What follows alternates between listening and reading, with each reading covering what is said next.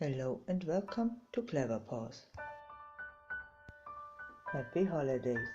If you celebrate, I hope you're having a good time surrounded by those you care for the most.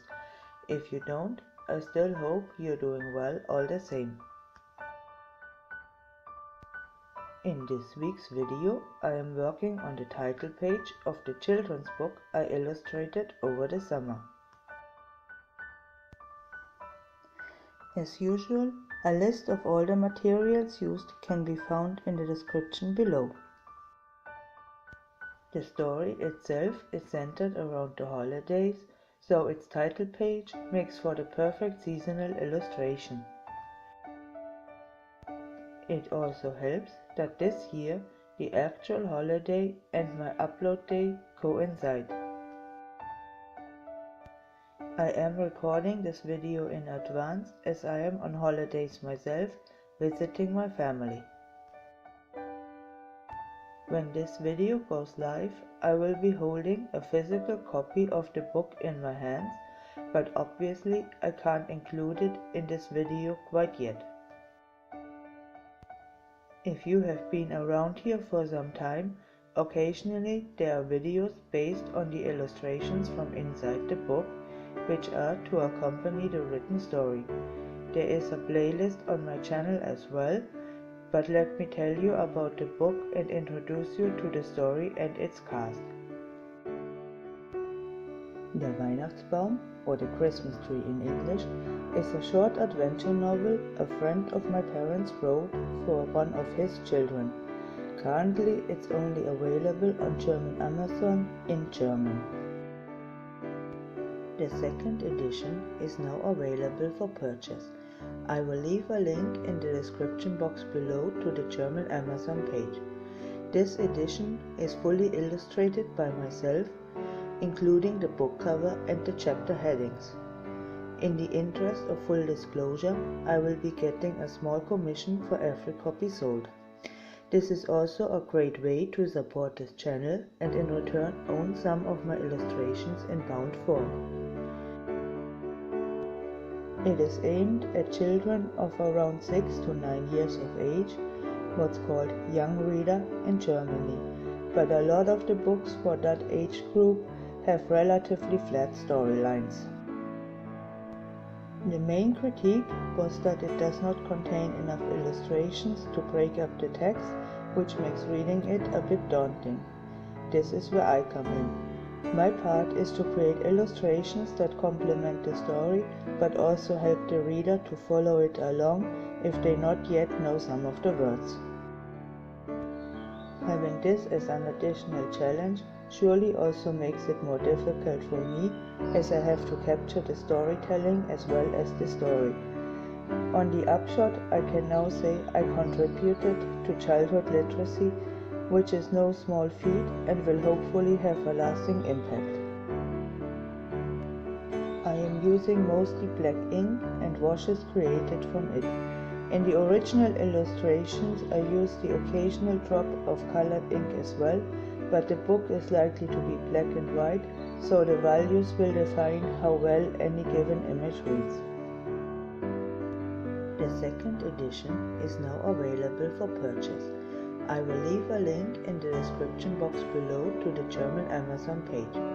This edition is fully illustrated by myself, including the book cover and the chapter headings. In the interest of full disclosure, I will be getting a small commission for every copy sold.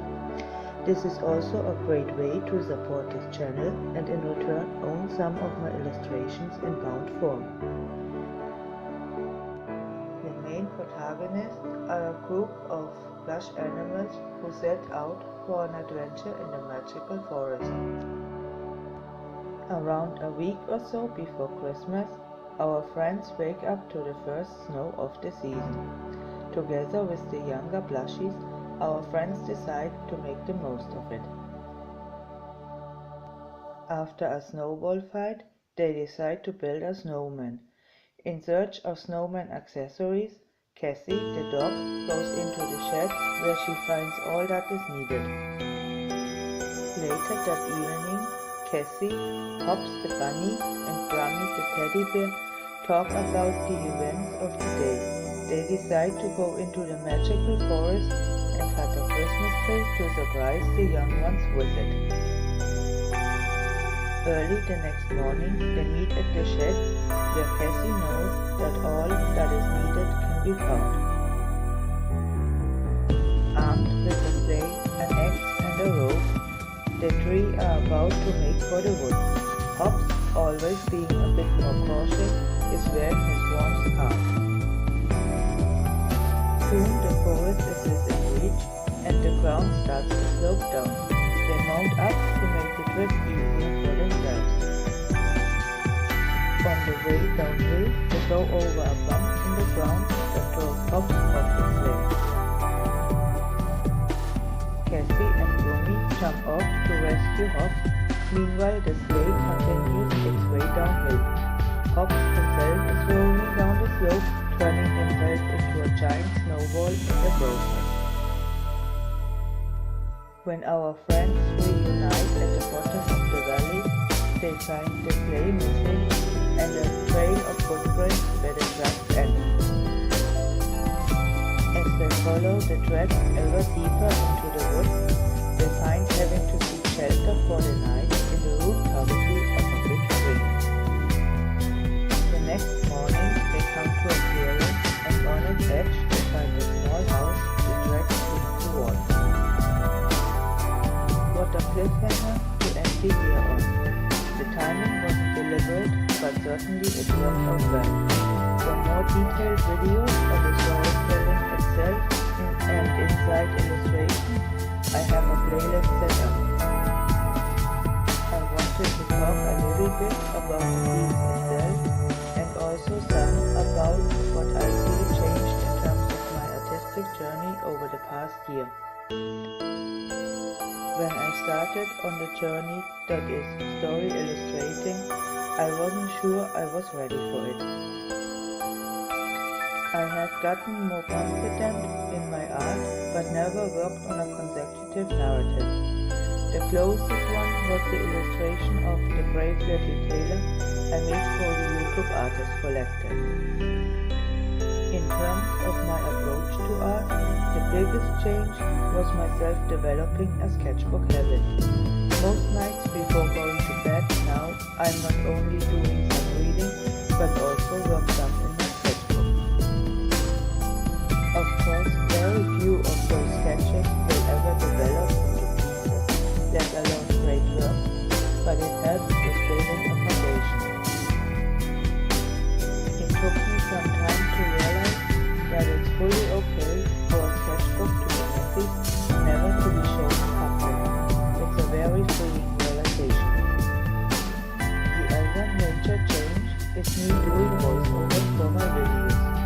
Yes, I script them and I recorded a paragraph at a time, but for now that is the pinnacle of bravery. Being told that it is important for someone who has a fundamentally bubbly and outgoing personality is one thing, but also more intimidating than helpful. Only from following people who were on the same journey that I am on now was what made me jump over my own shadow and try it for myself. Of course, there is massive room for improvement, and I'm sure it will come over time. Of course, before I started doing voiceover, I also thought one has to portray a certain personality and that one needs a catchphrase of sorts and all of these things. And while it's nice, I came to understand that it is not totally necessary. Things like the intro to the book or the Animal Artist Collective don't get recorded anew each time. Also, I do make sure they are being updated when there are new developments. Don't forget to like, comment and subscribe, and I shall see you next week.